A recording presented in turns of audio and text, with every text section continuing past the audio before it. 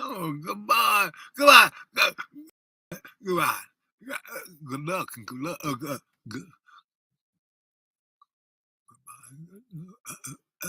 Good morning, good evening, good afternoon, wherever you are, and welcome to Dreamy Dreamland. Here it is, the Irish Day.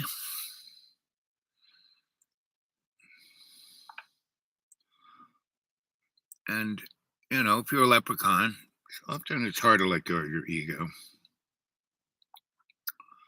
Do, do, do, do. Do, do, do.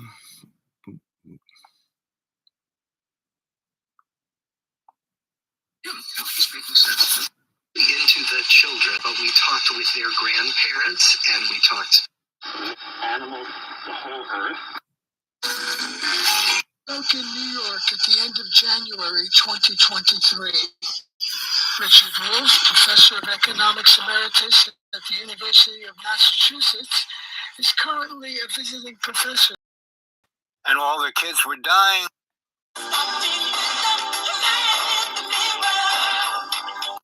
And what Spanish American? If you've seen them all, therefore into one place, this is not to eat the Lord's Supper. For on eating everyone taketh before other his own supper, and one is hungry and another is drunken. What? Have ye not houses to eat and to drink in? Or despise ye the church of God, and shame them that have not? What shall I say to you? Shall I praise you in this? I praise you not. My subject is found in the second phrase of verse 22. Despise ye the church of God? Underline that, please. That'll be the title of the message. Now let's pray together.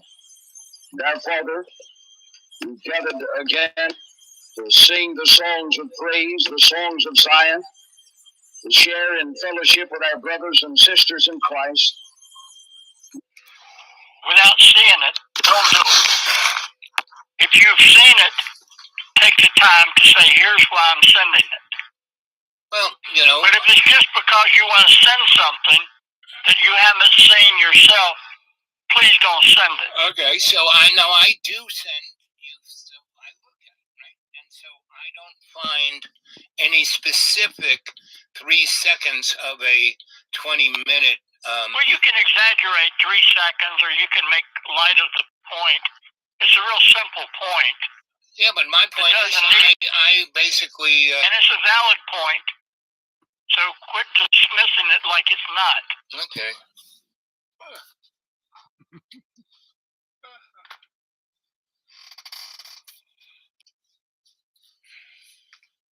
Real simple. If you see something that's worth recommending, particularly if it's half hour, if you haven't seen it, don't send it. Okay, I won't send you any more stuff. If you haven't seen it. I've seen them all. I looked at them all. If you've seen them all, then why are you saying you're not going to send it then? Well, because you told me that I have to tell you. When you're looking at something, you don't say, oh, this makes this worthy of someone else's time.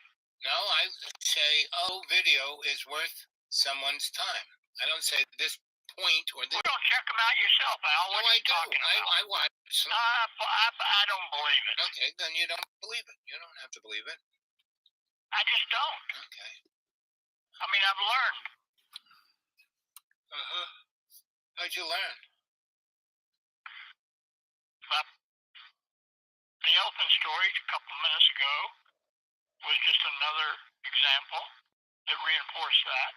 Over time, I've learned. So that's one thing that I looked at, and I thought that was it. I didn't know how long it was, Well, you know right off the bat, if you're looking at the screen, it's right there. Right, and I watched the elephant take her hat, and I watched the lady squeal, and I thought that was it. The point I'm making is that when you're looking at the screen, it tells you how many minutes it is. That's if I'm wearing my glasses so I can see the little teeny numbers. It's not so little teeny. Buddy, I'm blind. I have diabetic eyes. I can barely see. And that shows the level of your empathy. It's all about you. You get upset that I don't watch or believe or think that, boy, you are the smartest guy. You know Tom Kean. Boy, that guy is the guy who passed the law in the Senate that got rid of the things that would have kept the two banks being corrupt. And then he got $10 million of their stock. Tom Kean is really a great guy because you know him. Oh, fuck you, Al, you cocksucker. I mean, just shuck and jive bullshit. I mean, I don't have, there's a point at which life is not worth shucking and jiving. Yep. Well, you know what? It's not Tom Kean, it's Tim Kaine. Oh. And he's not the one. Warner's the one who did the maneuver there that you were talking about. It wasn't Kaine. And besides, I've never said it's a big deal because I know Tim Kaine, you stupid fucker.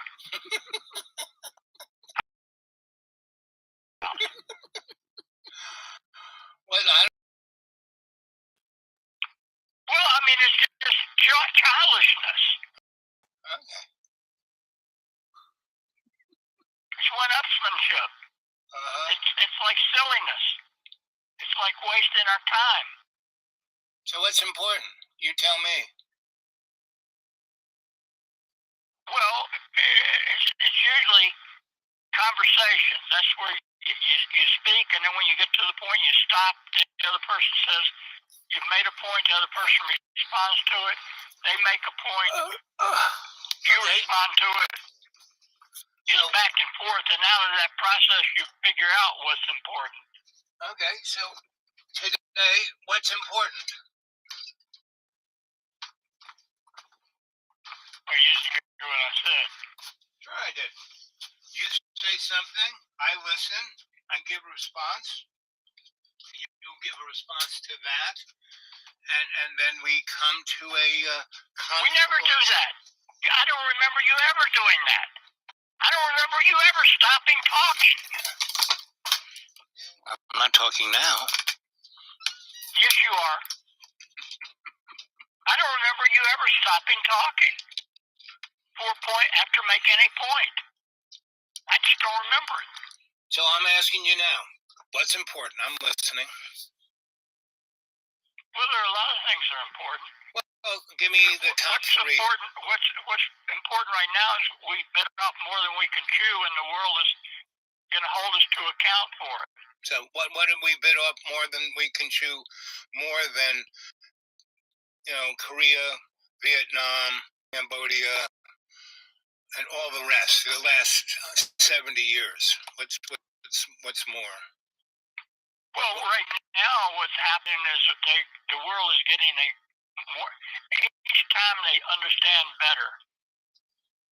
And this one has gone off the rails for us. Which one? Which one? Clearly, so many. Which one have we gone off the rails with?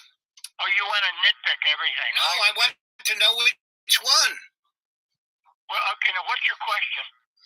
You said that everyone is noticing that we've taken a bite more than we can chew, and I said, and you said we're going off the rails, and everyone's seeing it, and I'd like to know which one, because there's so many. Which one? Which one do you think? Well, we're not. They don't look up to us as reliable. Okay. They're seeing us as unreliable, as deceitful, as willing to break the law, as making the rules up as we go along. Pretty much, didn't they know that since Korea, Vietnam, going into Kuwait in 91, all the. Not to the extent they know it now. It wasn't coming to a head. It's coming to a head now. How about when we went into Iraq? Okay. Al, you mean? Are you going to tell me? Is your point that the world knew we were fucking up in Vietnam? So what's the big deal? Is that what you're saying to me? No.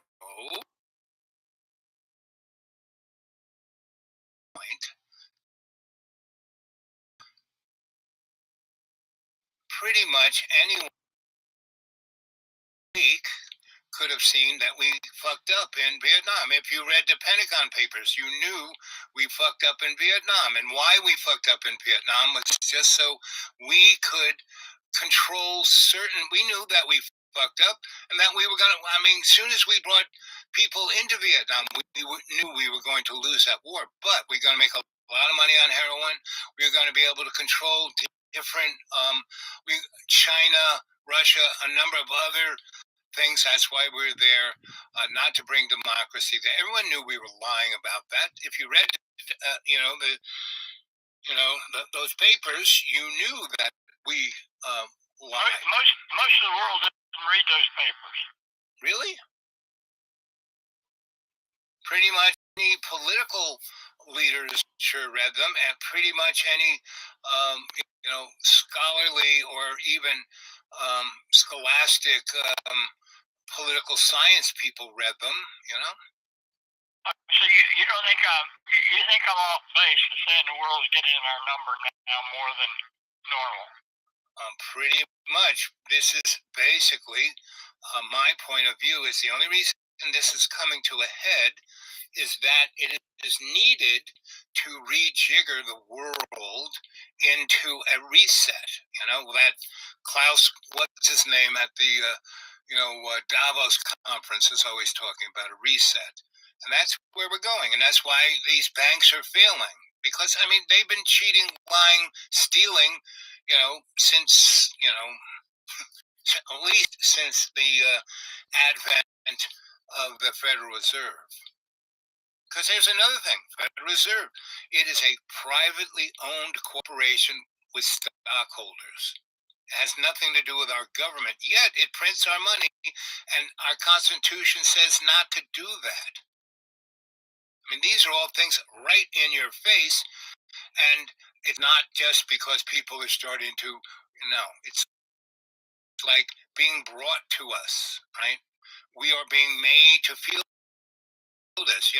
We're being told that there's a terrible thing on our southern border.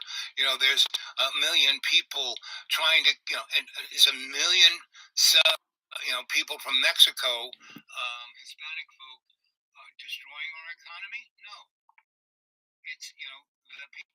So I could play that for another hour and a half. I won't, because I think you get the gist. And here it is. Good morning, good evening, and welcome to Dreamy Dreamland with Sensei Al Bob. 13 minutes and 44 seconds into the show. And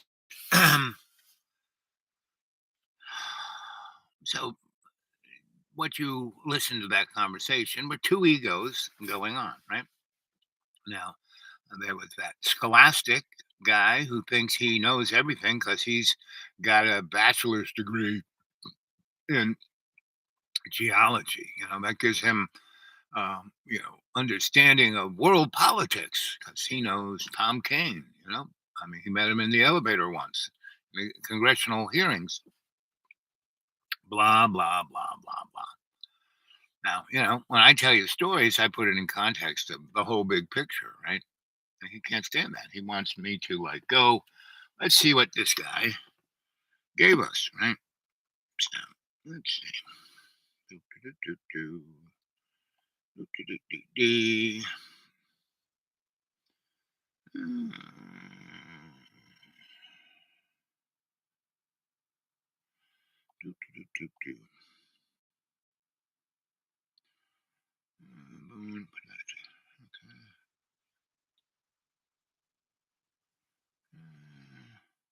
Riley.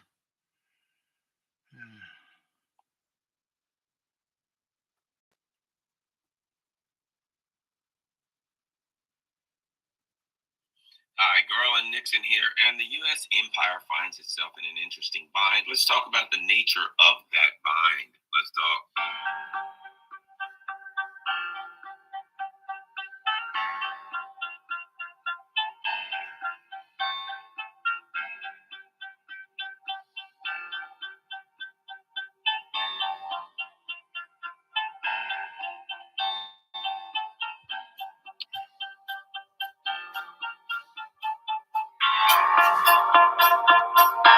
Sorry for all of that.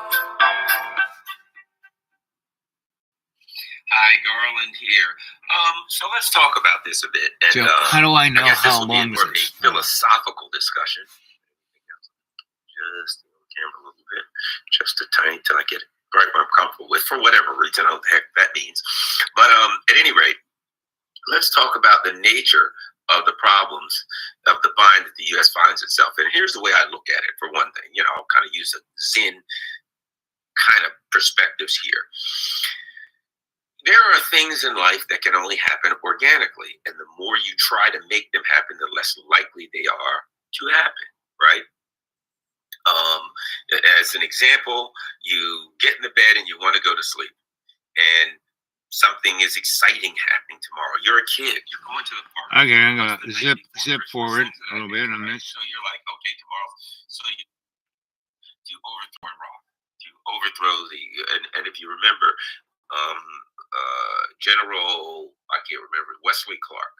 You can still find the video where he said he went into the Pentagon and somebody gave him a list of 7 countries that the neocons planned to overthrow, right?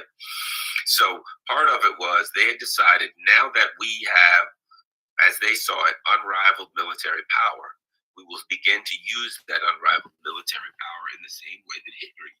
So, here's this guy making my point, that basically the world population knew that America was full of shit, right? It talks about democracy. We don't even have it here, right? We have every state is jiggering so these people can't vote and those people can't vote, and we're going back to Jim Crow, but instead of just black people, it's going to be anybody. You're trans something or other. You're forget it. You don't exist. Oh, you're a woman. You don't exist. You want power over your own body. You don't exist. You want a fair shake. Oh, you don't exist. But hey, if you're Elon Musk, hey baby, you got democracy. You can do whatever the frick you want. So. And that has been my basic premise, is that ego, why the world is what it is that people have got, just carried away with their ego, And if you aren't serving, and that, the opening thing was a little smorgasbord of a lot of stuff. And, Michael Jackson singing about the man in the mirror, you got to decide, you got to, he's talking about what I talk about all the time. And that was like back in the 80s. So here we are, and we're 20 years almost to the day of our invasion of Iraq. And before we went in, one of those pinhead with all the salad dressing on their uniform basically said, well, this war will pay for itself. All that oil there, not a problem. Shouldn't cost more than $10 billion. It's cost us just Iraq in the last 20 years. And we're still, Jojo, the used car salesman, is, in his military budget, he wants $400 million to keep about 3,000 soldiers in Iraq, just to make sure that they stay in line, right? And that's what we did in Afghanistan. But Jojo took them out like a light switch. Bang! We could have kept those 2,500 guys in Bagram with all the Reapers and the 10 A-10s and the special quiet helicopters to drop the assassins to wipe people out. We could have, done that for, a pittance. But we walked away, and when we walked away, we kept saying, "Oh, the Taliban, yeah, they got out in the country, but they won't take the cities. Oh, they took that. Say, well, they won't take. It'll be at least 2 years before, and then like a month, bango, we're out of there, right?" Now, if Jojo didn't know that, then our intelligence is pretty bad, right? And we handed Afghanistan back to the people that we pushed out, um, 23 years ago, right? And it's back to the same thing, um, the women have no rights whatsoever. They go outside, they get acid thrown in their face. The kids can't go to school. Kids were poisoned. That's the kids. The girls poisoned were in Iran, right? And again, Iran, the Shah of the Shah of Iran was our boy. We had, there was a duly elected president in the 50s, 60s, and we took him out, right? And he was, basically a nationalist. He wanted the oil for the Iranian people. He didn't want BP and Exxon to get everything. And then we installed the Shah, and we kept him there. He was our most trusted ally, right? And then we took him out, right? And the Ayatollah Khomeini had been in Paris for 20 years, right? All those, at least almost all of the time that the Shah was here. As a foil, Shah, you do what we say, or we're going to bring this guy in. No, we got this guy. He's on our string. And he was flown into Tehran by a U.S. aircraft. And General Secord and Ollie North helped him off the airplane. And then put him in there. And then a year or so before, Jimmy Carter was doing a pretty good job, but he was, he's a trilateral commission guy. Nobody gets that job unless they got a string, straight up.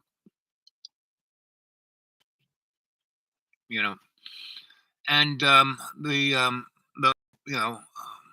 Scholastic, who thinks his ego is, ooh, wow, I know everything. Not so much, and he keeps sending me shit that, he doesn't tell me what to look at, but, he doesn't want me to, do the same thing with him. Let's see what else he's got here. Do. Let go of your ego and love. That's today's message. Let go of your ego and love, right? The end of China, the great famine spreads. And, the other thing about China, not only is their demography upside down, not only do they have a useless governmental structure in the CCP, but no one's really talking about the drought. The drought in China makes the drought in California, it looks like we're underwater. Well, we are underwater in Florida.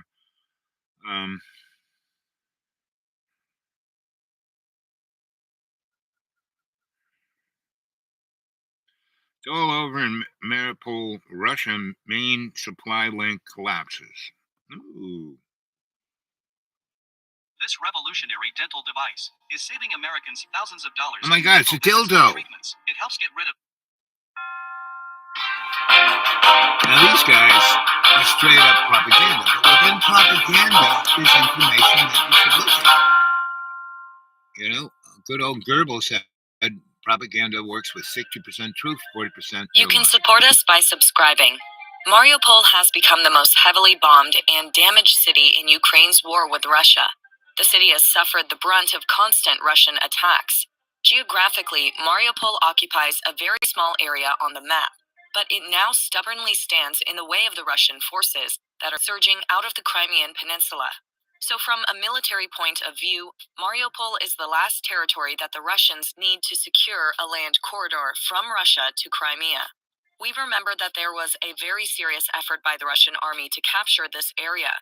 We all remember the heavy damage inflicted on the Russian army by the last remaining Ukrainian troops in the area as an example of courage.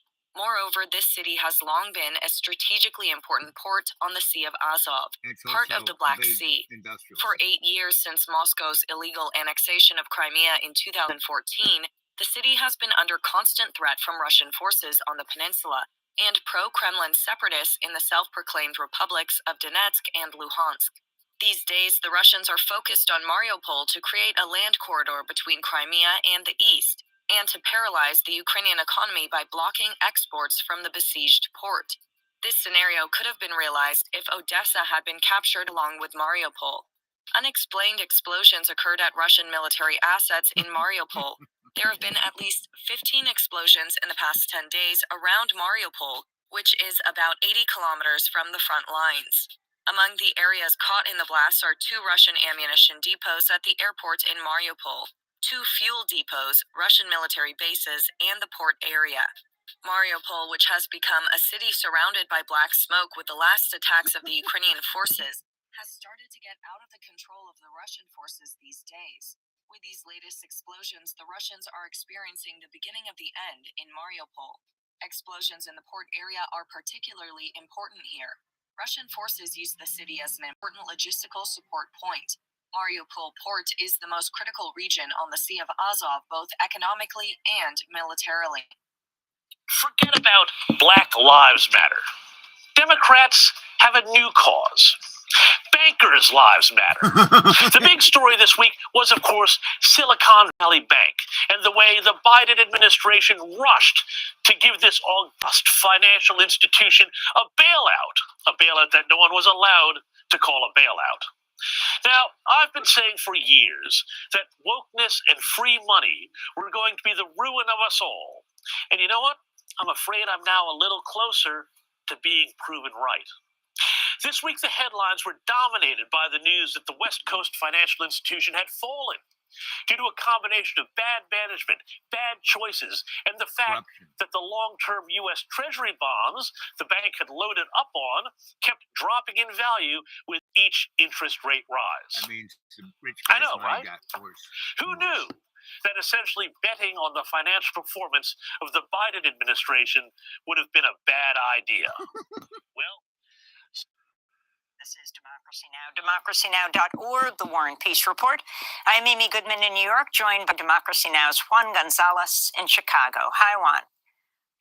Hi, Amy, and welcome to all of our listeners and viewers across the country and around the world.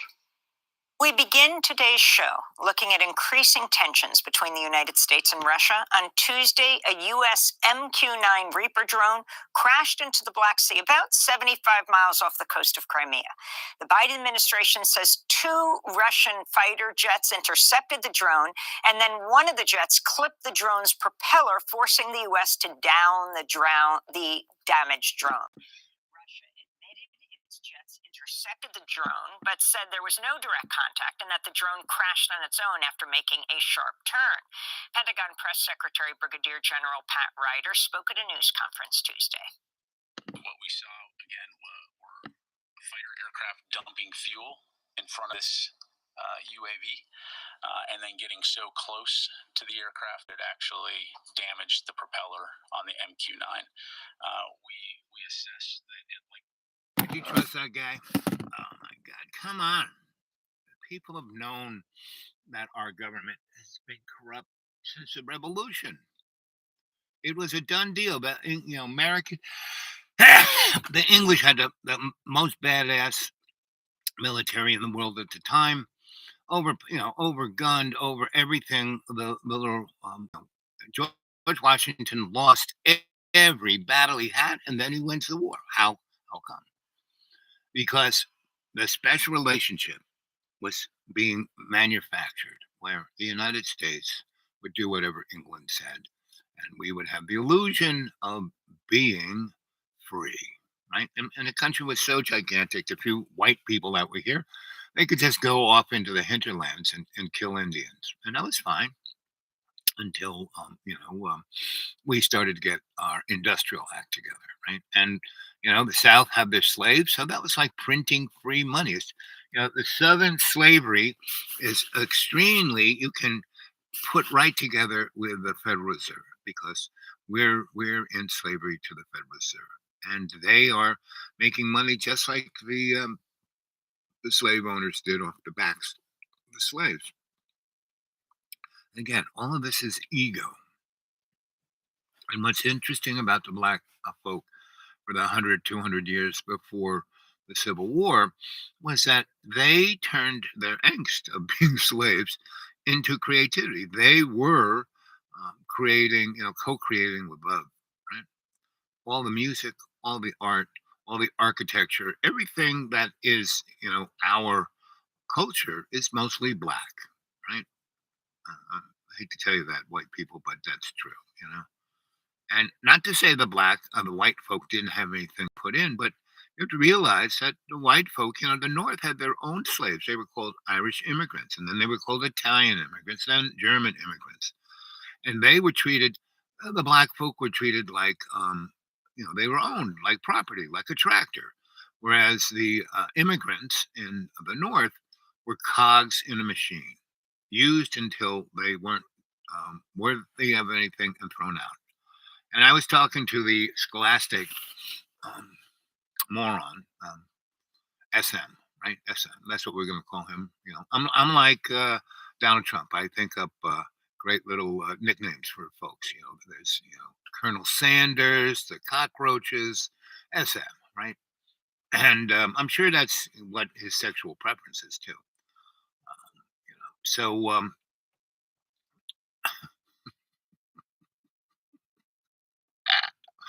I'm such a bad boy. They don't know me too well, do they? No, they don't. And you know, I kind of I have an ego. You know, John's always, I don't want to get rid of my ego. You know, God gave me this ego. Well, this is true, right? And but it's how you know, I serve love's co-creation. I'm here. I mean, I do have an ego. Things do piss me off when I see people do really obnoxious things, and without any regard. Not only no regard for me, no regard for themselves, no regard for the people they say they love, like their wives and their children. They treat them like crap too, and that is a, you know, a a basic thread of everybody, right? That they are basically going through this, right? Every family, you know, everyone has a story. You know, no one wants to go to Thanksgiving because there's always going to be an argument. No one wants to you know, celebrate any holidays because the only thing you can do to show love is buy people stuff, right? Buy mass consumption. You know, it's not sharing and caring, but mass consumption, right? I show my love for God in every day and every way because when I go out there in the real world, or not real world, out there in the illusionary you know, I give a reading to about, you know, 1 to 20 people, right? And out of that 1 to 20 people, somewhere between 1 and 20, whoa, this has just changed my life, right? Oh, I'm gonna make a difference, you know. You got to, just like Mickey is saying, right? Let's call up someone that you don't know, but kind of represents. Um,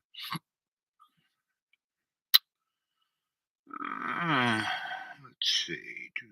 Do. There he is.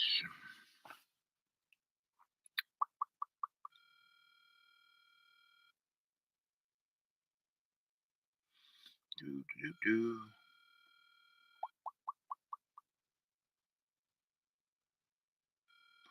Now this guy really represents the ego because he, you know, stumbled into a relationship with someone who's like, you know, represents. She's like a movie star, right?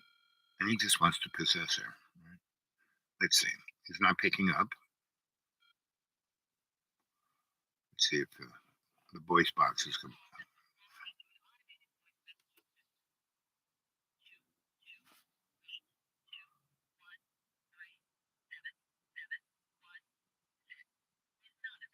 Not available.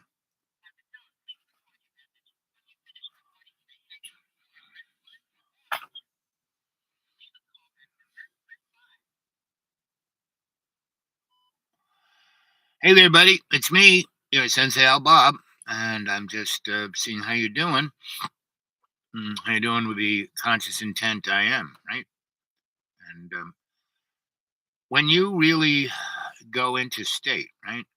And if you start off with being thankful for everything you have, just go through a nice thank you for this, thank you for my life, thank you for I'm alive, thank you for and I'm in good shape, thank you for all the people in my life, thank you. Right? Be thankful, and then more things will come your way instead of I want this, I want this, I want this, right? And I'm basically in that state, you know. I'm out here. The cockroaches are descending on the deep green, and the deep green is so sensitive that it's responding almost immediately. I mean, everything is dying. The animals have left, right? And the cockroaches don't even know because I left California because it's so terrible. I had to get away from those terrible people. Little did they know they brought the terrible people with them, and that's what's up with our lives. The more we complain, the more we are basically talking about ourselves. You know, Michael Jackson said, "You want to change? Look in the mirror." Right? You know, Lacan said, and Lacan was the Big Daddy Freud of France. He said, "Whenever you are blaming someone else, you're really talking about yourself." And now I talk about this stuff all the time on the old program, and I realize when I'm talking about myself, you know, and I cop to it. You know? I say, you know, hey, I'm consciously aware, and have a conscious intent about 60% of the time, which is, you know, most people is 0.03%. I'm 60% of the time. It's taken me 70 something years to get there. Had to die 7 times. But you know, but that means 40% of the time I'm just a total moron, right? But I understand that. So when I notice myself being the moron, I go, ooh, ooh, ooh, I'm being a moron, and I become aware again. So that's what we all have to do, right? And if we, you know, spend a good deal of our day, like the beginning of it, the middle of it, and the end of it, if we are consciously aware and consciously intent. And how long ago did I give you that much? Consciously intent, I am. Consciously intent, I am. Consciously intent, I am. And then the other good one, consciously aware, I am. Consciously aware, I am. Consciously aware, I am. You're intent about what you're doing, and you're aware of what you're doing. So, just thought I'd check in. Catch you later. Love you, buddy. All the best. Okay? Okay.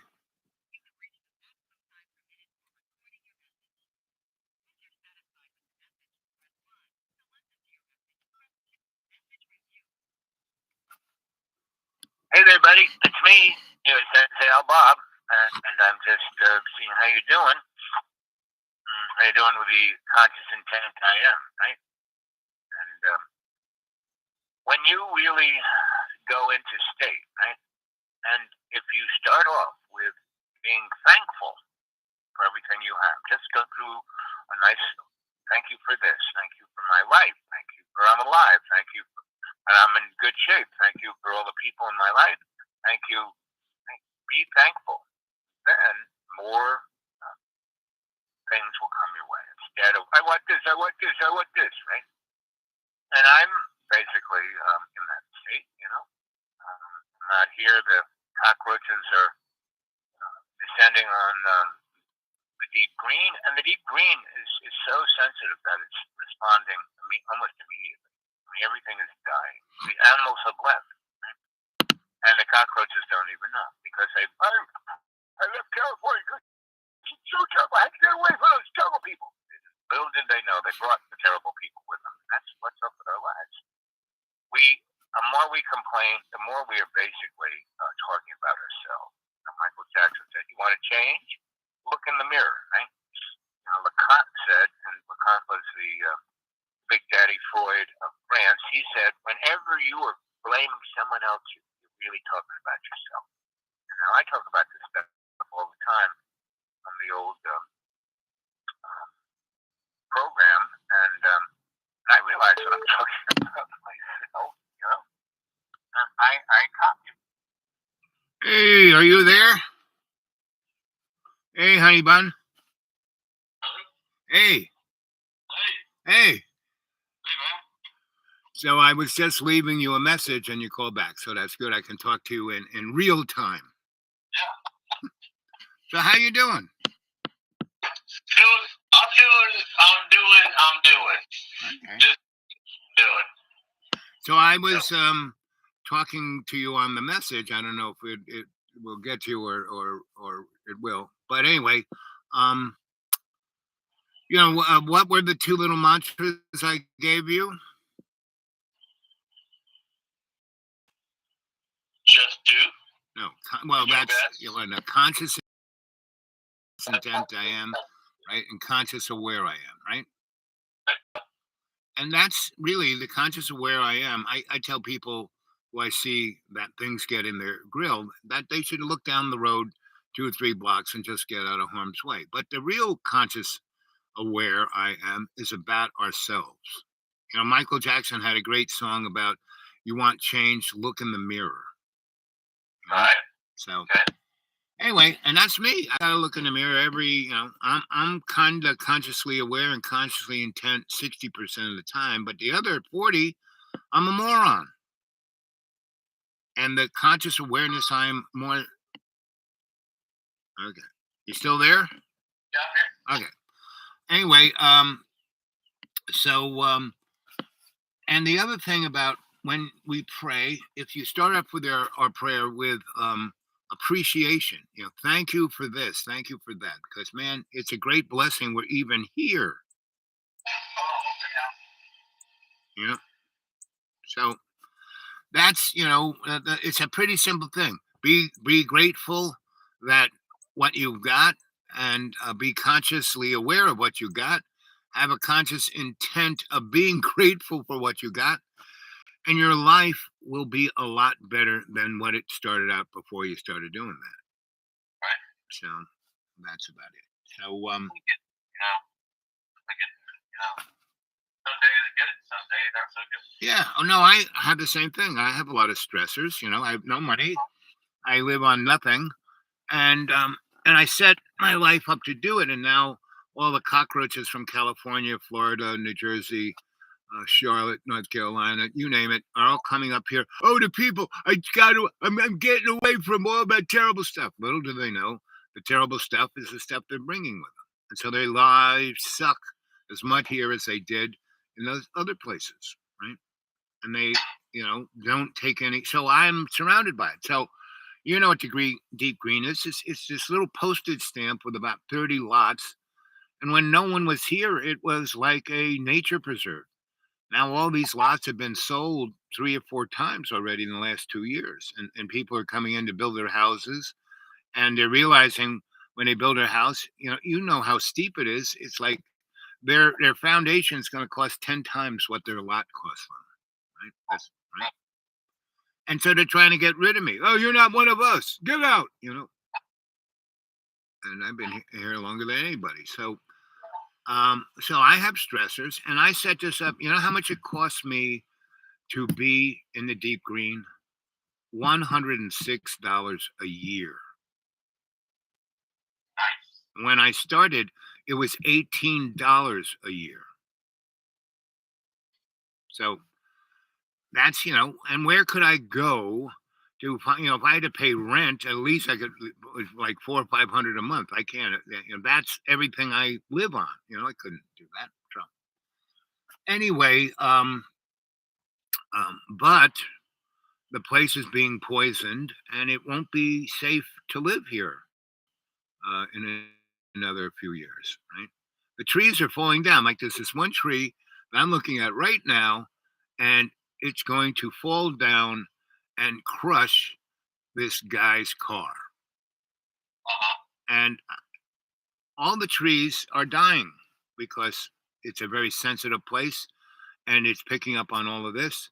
And so, the shit is dying. And I told a number of people, well, it's not that tree gets leaves. It's not dead. No, it's fucking dead. Just because it has photosynthesis doesn't mean that it's not dying.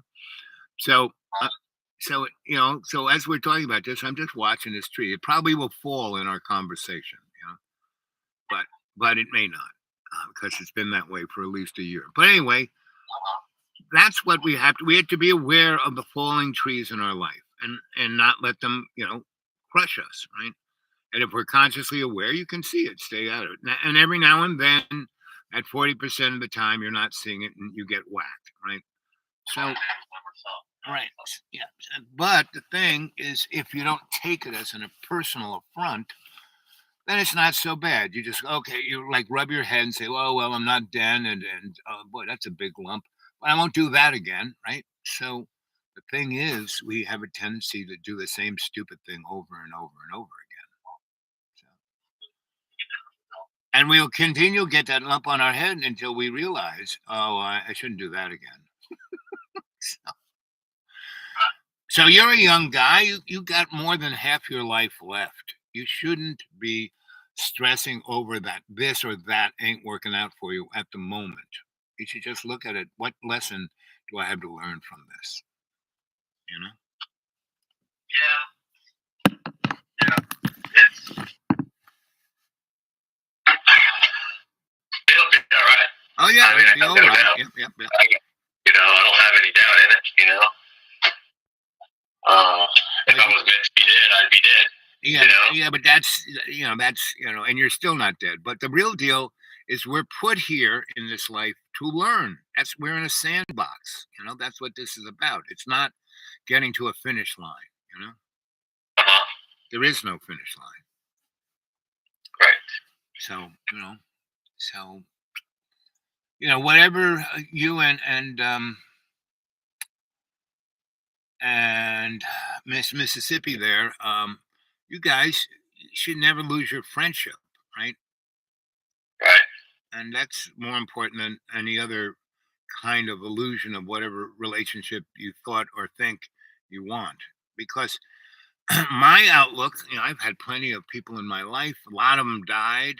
And that's, when they died, that's my second wife died. That's can't have that relationship again. But I had enough relationships before I met her to realize I have no idea where this is going. So I'm going to enjoy and be, grateful for every second I have, right? Second by second. So we had 10 great years. And when she died, and which was quite sudden, and then other things happened which are too complicated to explain, I had to let it go. Just let it go and move on. Now, not to say that that person isn't in my heart. And other people I got involved with, they would get jealous of a dead woman. You always think about her. I don't always think about her, but she's there and she's not going anywhere. And one reason you like me is the relationship I had with her. So come on. And the people who could appreciate that, well, our relationship went on. Ones who couldn't would get like twisted up, and I would just say, okay, that's that. So I pretty much had a realization that whatever, the life that I had, the past is no longer here. At best, it's a memory, but it really, if you can remember the stupid shit you did and not do, if you can learn from those memories, that's a big plus. Then living here in the moment, if you can do that with the realization of what you've learned, it's another big plus. And if you don't stress out on what's the future, then you can appreciate what's the present. Mm-hmm. So that's what you're going through right now, which you may feel is, it's really, if you can get a hold of that, the life in the future, which you have no idea what it's going to be, will be better and better. Yeah. So just keep that in mind, and you can go from there. So you got enough work? Yeah, I would say I have enough, Okay, good. My bills are paid. Right. I don't need to make $1 million. Yeah, just what you need. Kind of battling with this little bathroom. Had a little bathroom mat on, and the guy wanted to use his own plumber. Well, the plumber's like, I don't need the framer to frame my wall. I'll just go throw the plumbing in. Right. Not really working. Right. That's why when I was a contractor and electrician and other things, I had all my buddies. We were all artists, and we all, were building. One was a painter, one was a mason, one was a plumber. I was the electrician. Another guy was a framer, carpenter. And if I got a job, I said, "Hey, I know these guys will do a great job. It'll be a great job, and it will be Not the cheapest, but it won't be the most expensive, but it'll be the best. And once the word got out about us, we had more work than we could do. And the major reason is that we all communicated with each other and we didn't like do stuff over each other. And that's what you're talking about. Oh yeah. Yeah. For sure. Yeah, so. Did you talk to the plumber about that concept? Hey, we got to get on the same page here. Yeah. So I didn't even know the guy. You know, it's this guy that I'm working at with his buddy. So it's like a friend, you know, but You still have the conversation with him. I did. I finally, I finally just figured it out, regardless of how he was seeing it. He didn't really see it how I was seeing it. Of course not. And why do you think that is? We're not on the same page. And why is that? Because when we're not on the same page, it's because we're thinking the only page that matters is the one we're on. Right. But that usually doesn't work out too good. Yeah, it didn't turn out bad. It just took a little longer Right. to figure out how to make it work. And so I made it work. It's not terrible. Right. It's not how I intended it to lay out. I lost a couple inches in the room. Sorry.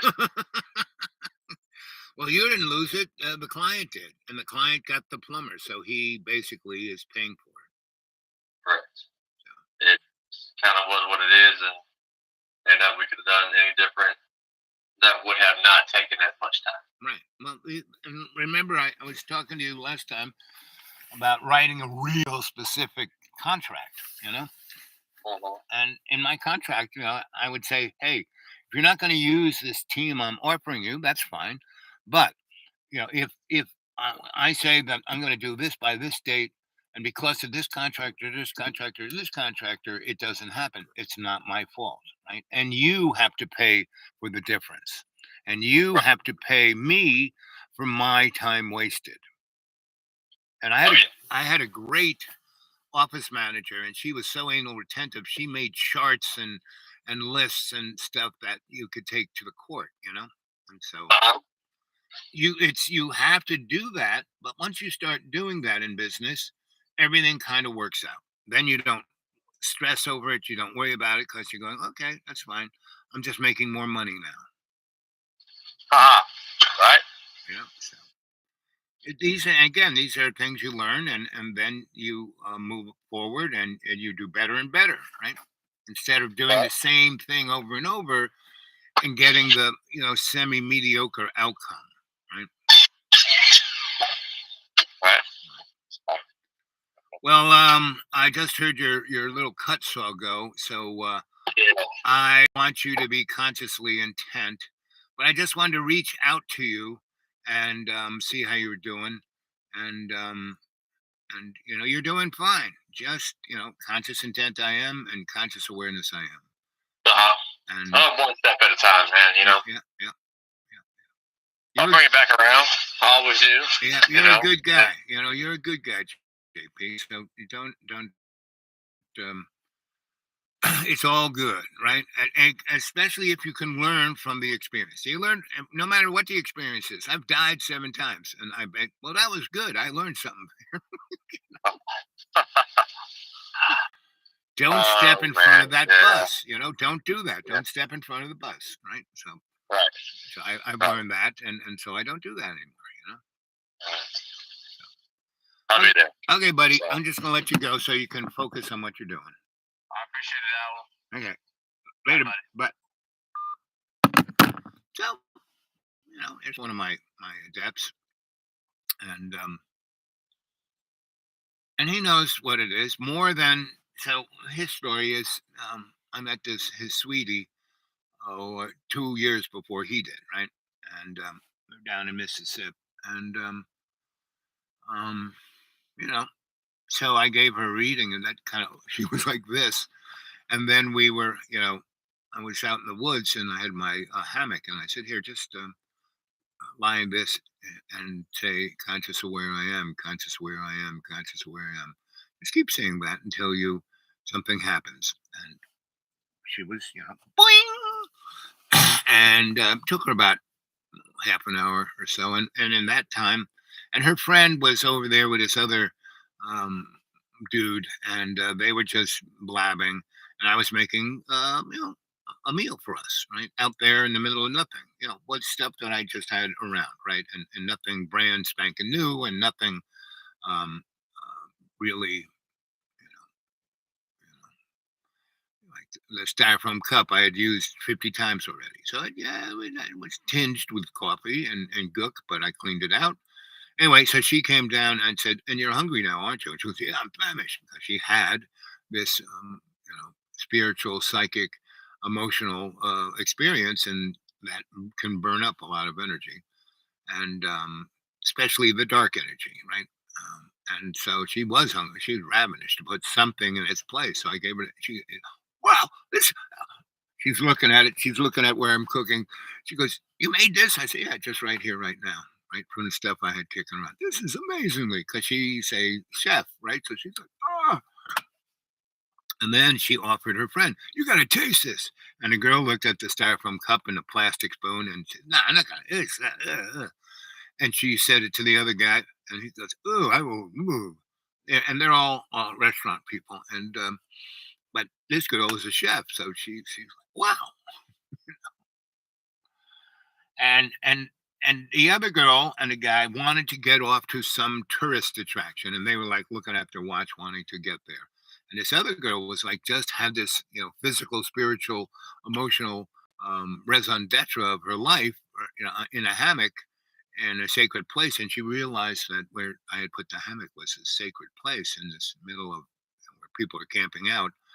But this was like not like, that all disappeared, and this place came alive to her, and she was seeing what it was before white people and the Indians were walking around, and because she has got that in her, right? So that space and emotion, and the little thing I gave her to think about, conscious of where I am, conscious of where I am. Bing! Right? And so she was eating this, and I said, "Okay, this is really." She said, "No, you got more." I said, "Yes." "Okay, here's another glop. Now, I want you to be consciously intent of eating this. You're a chef. I want you to, every little spoonful, just put in your mouth and let it roam around, and see if you can taste, smell, and understand the complexity of how I made this." And so she did. And she had another, and the girl said, "It's time to go." And she's sitting in like a thrown out, fold up chair. She's like, in state. And and the girl's going, "How can you eat that? It's so disgusting." And the guy goes, "Oh, look at that. He doesn't even have a new plate."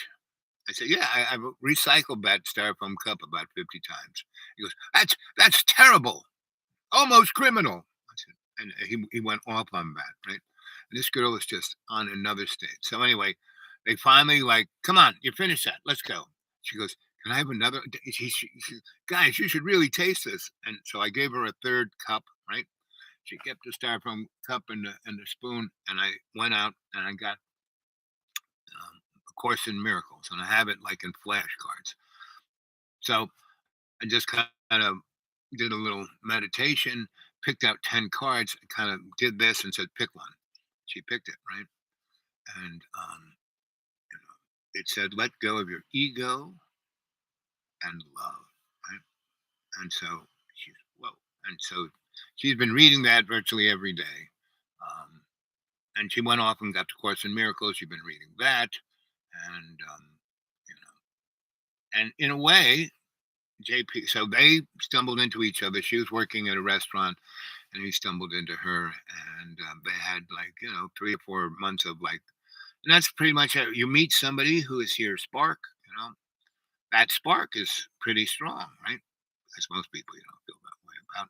And but unless you back it up with spiritual and physical dynamics within a relationship, it'll get worse than if you didn't spark at all, right? If you just hooked up, no big deal, right? But that's why I don't hook up. I don't really get involved with anybody unless I spark with them, because that way I can learn stuff, I can see stuff, I can understand stuff. Anyway, so I just wanted to check in on him, and he's with us. She is very psychic, very Celtic, very Indian shamanic, and she but so she can overthink everything. So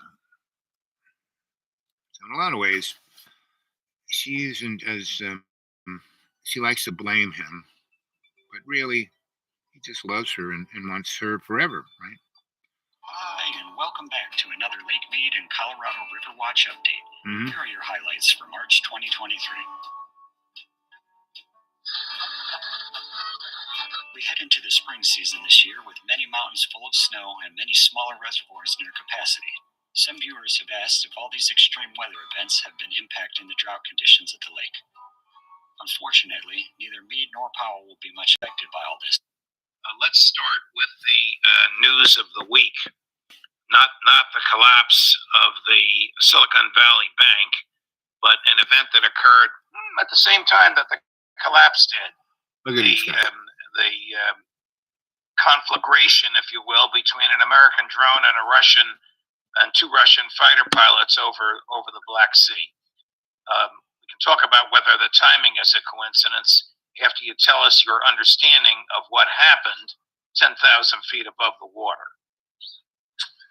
Well, my impression is, based upon the reports I've received from friends on the inside, is that we turned the transponders off that are normally attached to the unmanned vehicle. As a result, we were trying to move in close within the air defense identification zone that belongs to the Russians. Everybody has these. When you move into that ADIZ, you're supposed to acknowledge that you're there, identify yourself. Obviously, we didn't want to do that. So without the transponders, it was trying to be stealthy and gather intelligence on the Crimean installations on Crimea that belong to the Russian military. It didn't work out, and the Russians were within the legal bounds of international law to take it out, which they did. Whether or not they actually did it in the way that's described. Anyway, so they're going on and on about stuff like that, and I'm sure that's very true, because that's the kind of crap that the military does, right? And that's why you send up an unmanned drone, right? We learned not to send a manned thing, which was called the U-2, right?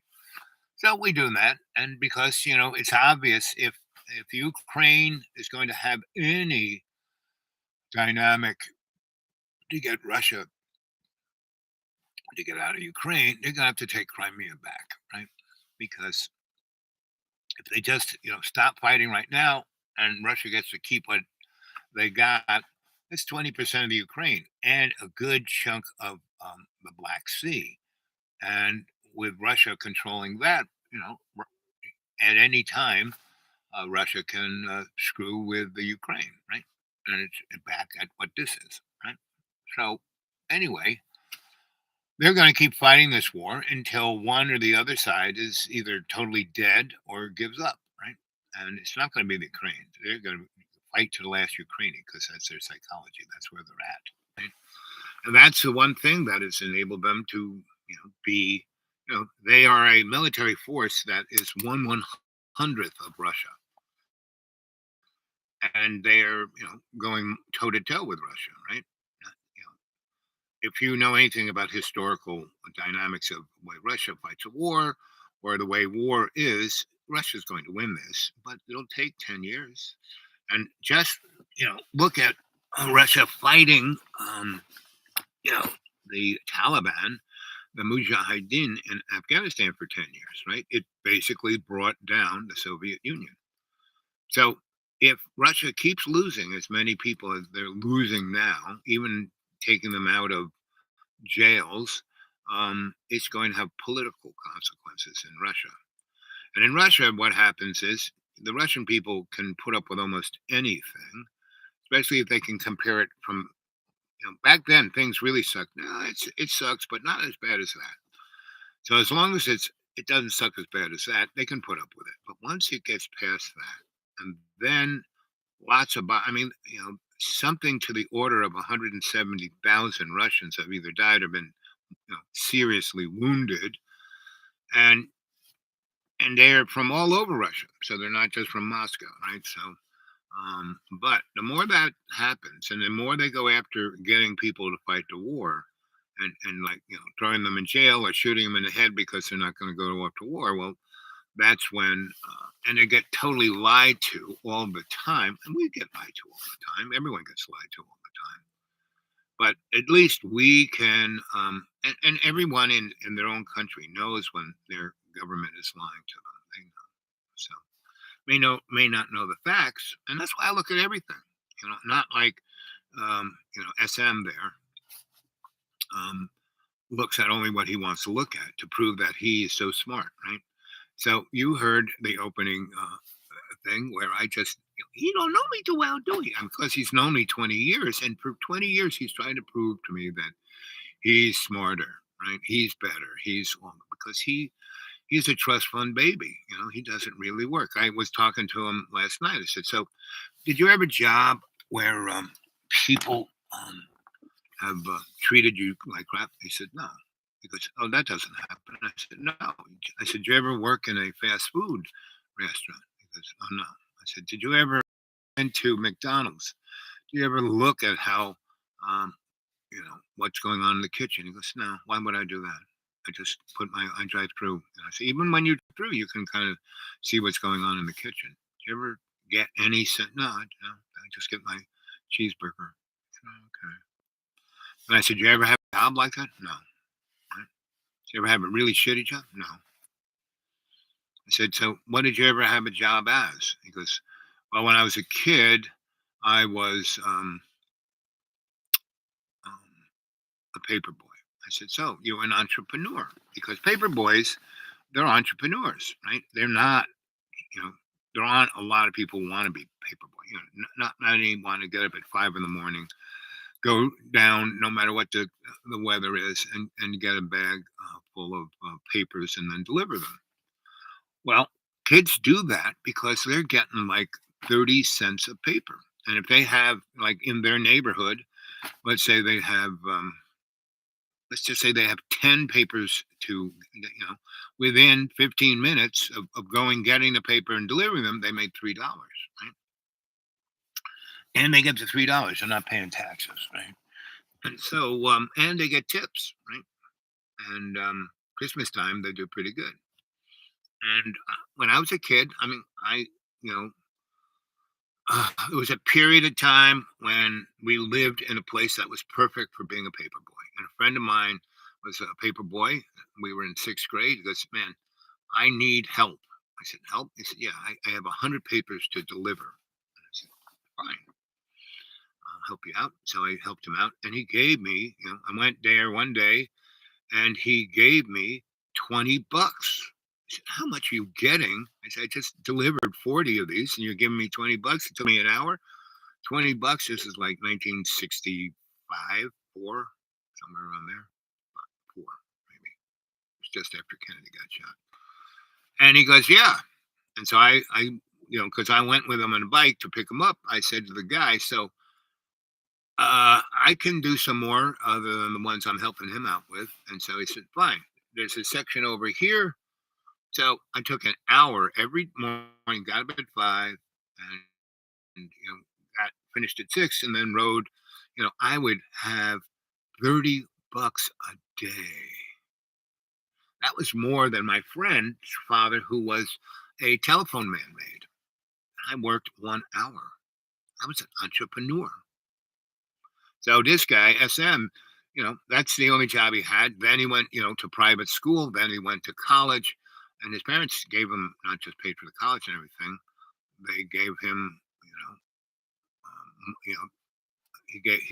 he said, I've always had an allowance. I have a trust. So he's a trust florian, right? And he says, well, I had a job. I graduated as a geologist, and then I got a master's in social work, and I didn't. While I was studying that, I met someone, and they said, oh, you can get a job. I said, do I have to finish the degree? And they said, no, you can get the job now and you can keep going to school. So, he went and got the job, and he worked and he wasn't even a social worker, right? He wasn't even a counselor, right? He did more like paperwork, make sure that people were doing what they were supposed to be doing to get welfare. He was like a cop. He was like the welfare cop, and would fit his personality to a T. And he was in charge, and people had to respect him, respect his authority. And then he got tired of doing it. They paid him. He was making like I think 12 grand a year, and he was he had to because he had a trust. He fit in a certain category. So he said, "Fuck this! I'm just gonna live on my trust," and that's what he did for the rest of his life. So he has no empathy or no understanding. So I said, "Oh, so you were the welfare cop for 2 years. What did you experience of that?" So, well, these people are always trying to take advantage. Take advantage of what? Well, from the state. They're just trying to have more babies, and it's okay. Was it legal to have an abortion? No. This is before Roe. And I said, did they get any kind of health care? No. Did they have any kind of birth control? Well, I don't know. I never asked them that. But you asked them everything else about their life, right? Oh, yeah. So they wouldn't cheat. I said, did you see the government as the cheat? Oh, of course not. Anyway. So here it is, 1 hour. Oh, look at that. 1 hour, 11 minutes, and 11 seconds. So no one said anything. So let's look on the old how many people watched. It was about yesterday. It was almost the same. Let's see.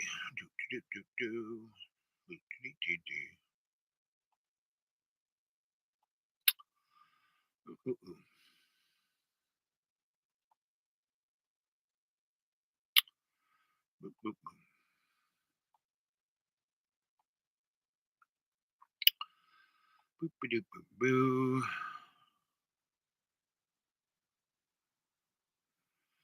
Yep, yesterday 17 people watched, 2 thumbs up. That was nice. The day before was Don't Worry, Be Loving. That's 22 views, 6 thumbs up. That was nice. Grace, question mark, 13 thumbs up. So it'll probably be the same for this show, right? And any comments? Let's see. Comments. No comments. Let's see.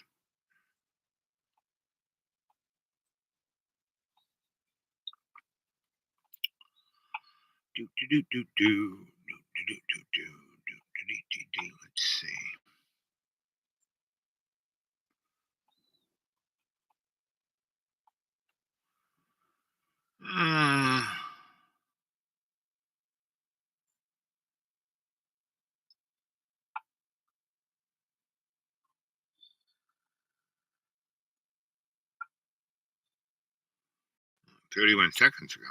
Let's see what Donald is saying. People from the Mar-a-Lago resort staff who are to the members of Donald Trump's inner circle at his Florida estate. They've been subpoenaed to testify. That's before a grand jury, federal grand jury that is, that's investigating the former president's handling of classified documents. That's right, Jack Smith has their name. Amazing. All right, so this for CNN.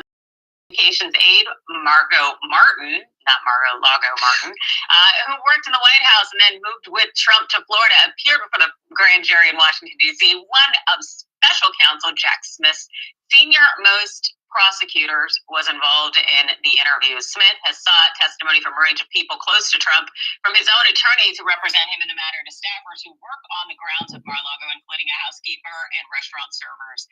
The staffers are of interest to investigators because of what they may have seen or heard while on their daily routines around the estate, including whether they saw boxes or documents in Trump's office suite.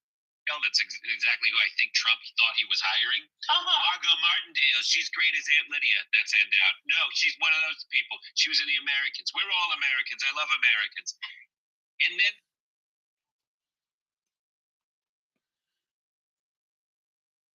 that's why they picked a guy. That there says it all. he is he can be blamed, right? That's why, they've been blaming Donnie, since he started running, right? In 215, and that's why he was put there, to be a distraction. That's why Jojo, the used car salesman, he's put there as a distraction. Now he's had 60 years in the Senate, so he knows how to play the game. But I'd say his brain is so damaged that they got wires in there. I mean, when he was being um, on the hot seat, running to be president up against all those other Democrats, his eyeball blew up. Right? He just couldn't deal with it. So they had to go in and rewire him, and now he's Stepford Biden. Right? So anyway.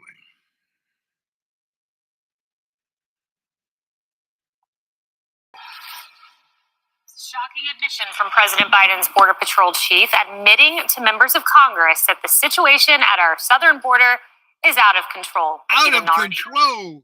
He contradicted previous. So what's going to be fun about this is that, one of the reasons why inflation is what it is that they're paying people what they should be getting, right? I would say in about a year or two, what they're going to do is open up the borders because they don't have people to work, right? So they're going to open up the borders, bring in 2 million. I mean, they're blaming 2 million of they're blaming that the economy is going down the toilet because 2 million people who are desperate not to die in their little country of El Salvador or Nicaragua or whatever are basically, there, right? So the bottom line is, oops. We're going to let 2 million of these people in. Then we're not going to have a problem with jobs. Everyone will get $3 an hour, and inflation will simmer down, right? And we'll be able to start giving free money back to rich people, right? So anyway, remember, let your ego go and just love, right? All of this stuff is pretty much erroneous, irrelevant, doesn't matter. What matters is what you learn in this life, right?